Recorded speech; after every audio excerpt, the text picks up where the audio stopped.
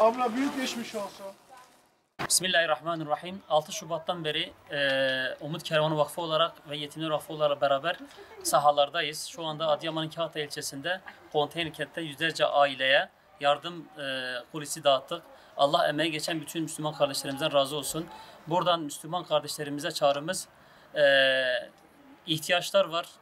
Nakit ihtiyacıdır, malumuz kurban bayramıdır. Kurbanın etleri bu ailelerimize ulaştırmak adına kurbanlarınıza talibiz.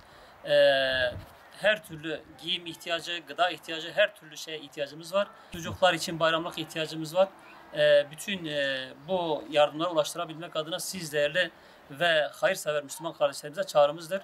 Bize yardımcı olun. Biz de bu konteyner kentteki bütün ihtiyaç sahiplerine yardımlarınızı ulaştıralım.